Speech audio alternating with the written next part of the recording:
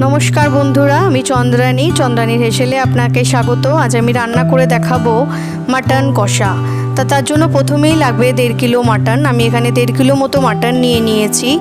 एछाड़ा नियेछि 7टा बड़ो आलू। बड़ो आलूगुलोके आमी 2 टुकरो करे नियेछि। लागबे पेঁয়াজ आमी एखाने 500 ग्राम मतो कुचि कुचि करे नियेछि। लागबे टमेटो, 2টো टमेटो नियेछि। हलुद, जिरे गुঁড়ো, लंका गुঁড়ো, धने गुঁড়ো, गरम मशला गुঁড়ো एबं नुन। আর লাগবে কাশ্মীরি লঙ্কা গুঁড়ো, আর লাগবে আদা রসুনের পেস্ট। আর পুরো রান্নাটাই হবে সরষের তেলে। তো আসুন শুরু করা যাক আজকের রান্না।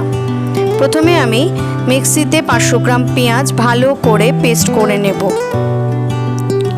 হ্যাঁ, আমি রান্নাটা করার সময় মাংসটাকে রান্না করার সময় আমি সবসময় পেঁয়াজটাকে ভালো করে মিক্সিতে পেস্ট করে নিই। मिक्सिते पेस्ट करे नेब। एखाने मोटामुटी 500 ग्राम मतो पेঁয়াজ आछे। एबार आमी एदिके पेस्ट आमार हये गेछे। एबार आमी मांसटाके एकटा प्रेसार कुकारेर मধ্যে सामान्य जल दिए 4টে सीटी मेरे नेब। जेहेतु आमार रेयाजी मटन ताई जोन्नो आमी एखाने 4টে सीटी मेरेछि। आपनादेर इच्छा होले आपनारा 2টো सीटिओ मारते पारेन जोदि एटा कचि पाठार मांस हय। सामान्य परिमाणेई जल देবেন, बेशी जल देবেন ना, ताहले आबार प्रेसार कुकार থেকে जल ছিটকে যাওয়ার সম্ভাবনা থাকবে। सामान्य परिमाणे এখানে আমি 1 চামচ গরম মশলা ইউজ করেছি এবং তার সাথে আমি এখানে দিয়েছি 1 চামচ আদা রসুনের পেস্ট। এই দুটো মশলা দিয়ে আমি এই মাংসটাকে একটুখানি সেদ্ধ করে নেব। এই দুটো দেওয়ার একটাই কারণ, মাংসটার মধ্যে কিন্তু ওই কাঁচা গন্ধটা আর থাকে না, একটা সুন্দর গন্ধ বেরোয়। এবার আমার দেওয়া হয়ে গেছে। এবার আমি প্রেসারের মুখটাকে বন্ধ করে আমি সিটিটা দিয়ে নেব। প্রেসারের মুখটা আমি আটকে দিয়েছি। এবার সিটি দিয়ে নিলাম। এবার আমি এদিকে কড়াই বসিয়ে দিয়েছি। আজকে মাটনটা যেহেতু মাটন কষা রান্না করব, তাই একটু বেশি পরিমাণে তেল ইউজ করতে হবে। মোটামুটি এখানে আমি 10 থেকে 12 চামচ মতো তেল নিয়েছি।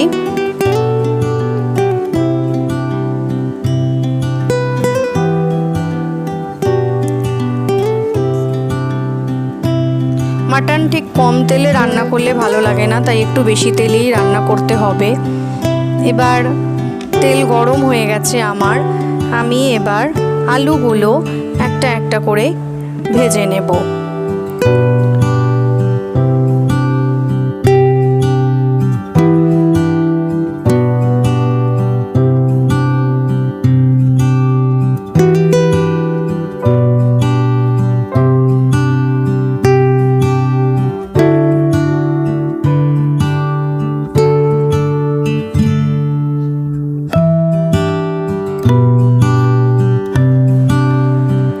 আলুগুলো আমার ভাজা হয়ে গেছে বন্ধুরা। এবার আমি এর মধ্যে আমি যে পেঁয়াজের পেস্টটা করে রেখেছিলাম সেই পেঁয়াজের পেস্টটা অ্যাড করে দেব। এবার টমেটোগুলো এর সাথে অ্যাড করে দেব।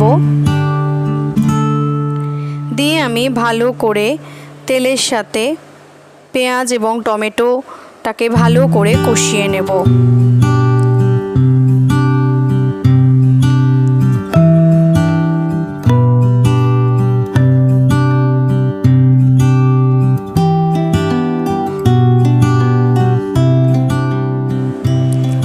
তেলের সাথে দেখুন পেঁয়াজ এবং টমেটো আমার কষানো হয়ে গেছে। এবার আমি মশলাগুলো অ্যাড করছি।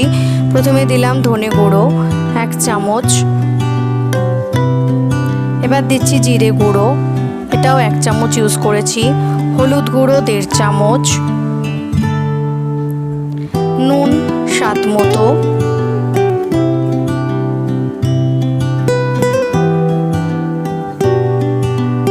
এবার দেব কাশ্মীরি লঙ্কা গুঁড়ো। এখানে আমি কাশ্মীরি লঙ্কা গুঁড়ো মোটামুটি 2 চামচ মতো ইউজ করেছি।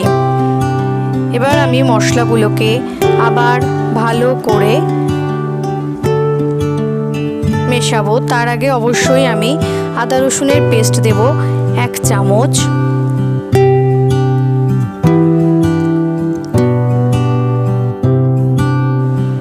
গরম মশলা গুঁড়ো অ্যাড করলাম এখানে আমি 1/2 চামচ। যেহেতু অলরেডি আমি 1 চামচ গরম মশলা দিয়ে মাংসটা সেদ্ধ করেছি, তাই এখানে হাফ চামচ গরম মশলা দিলেই চলবে। এবার আমি পুরো মশলাটাকে আবার ভালো করে আলু, পেঁয়াজ এবং টমেটোর সাথে মিশিয়ে দেব। এখন আমি মিশাচ্ছি, ভালো করে একটু মিশে যাবে। এভাবে ভালো করে একটু কষাতে হবে।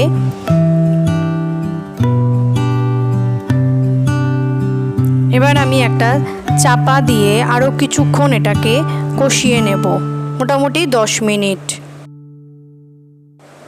10 মিনিট বাদে আমি ফিরে এসেছি বন্ধুরা। দেখুন কি সুন্দর একটা তেল ছেড়েছে এবং মশলাটা একটা রং এসছে। এবার আমি একে একে আমার যে সেদ্ধ করা মাটনটা ছিল সেটা আমি অ্যাড করে দেব। মাটনগুলোকে আস্তে আস্তে এভাবে রেখে অ্যাড করবেন। এবার আমি মাটনগুলো আমার সব দেওয়া হয়ে গেলে আমি আবার মশলাটার সাথে ভালো করে মাটনটাকে কষিয়ে নেব।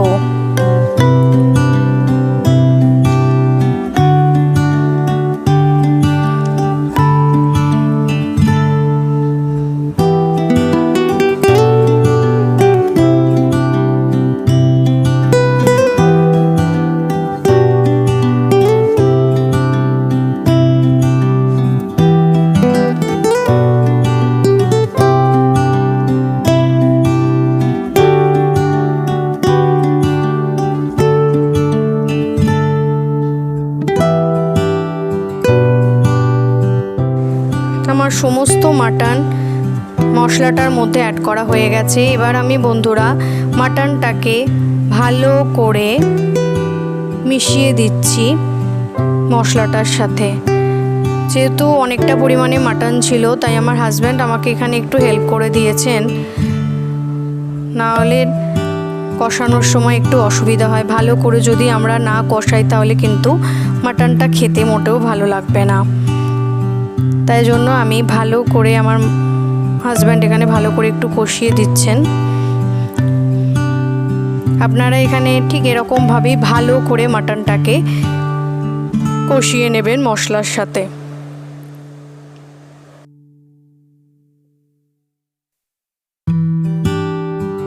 আমার মাটন কষানোটা মোটামুটি ডান। এবার আমি আস্তে আস্তে আমার যে মাটনের স্টকটা ছিল সেটা আমি অ্যাড করে দেব।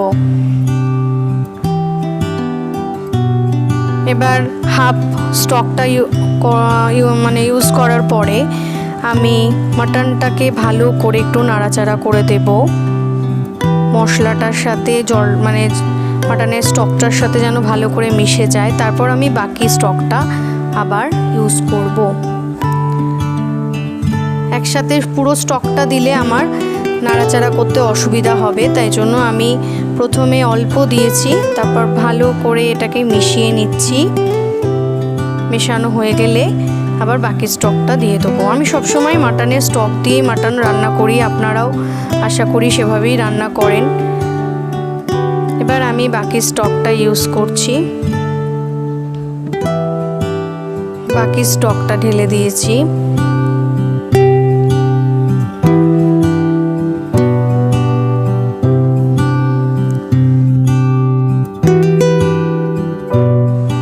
এবার ভালো করে মাটনটাকে ঝোলের মধ্যে মিশিয়ে দিলাম। আলু, মাটন এবং ঝোল সব কিছু একসাথে ভালো করে মিশিয়ে দিতে হবে। এবার আমি মাটনটাকে একটু ভালো করে গ্যাসের ফ্লেমটা একদম সিমে রেখেই ভালো করে মাটনটাকে একটু ফুটিয়ে নেব, যাতে কাঁচা মশলার যে গন্ধ টন্ধ আছে সব যেন চলে যায়। আমার মাটন কিন্তু বন্ধুরা ডান হয়ে গেছে। আপনারা দেখতে পাচ্ছেন কি সুন্দর একটা রং এসছে। সব সেদ্ধ হয়ে গেছে, আমি দেখে নিয়েছি। মাটন তো সেদ্ধ হয়েছে, আলুও সেদ্ধ হয়ে গেছে এবং সব কিছু খুব সুন্দরভাবে দেখতে লাগছে। আপনাদের যদি ভালো লাগে চ্যানেলটিকে সাবস্ক্রাইব করবেন, লাইক করবেন এবং অবশ্যই কমেন্ট করবেন, পাশে থাকবেন। আমি আবার নতুন রেসিপি নিয়ে হাজির হব আমাদের এই হেসেল, চন্দ্রানীর হেসেলে।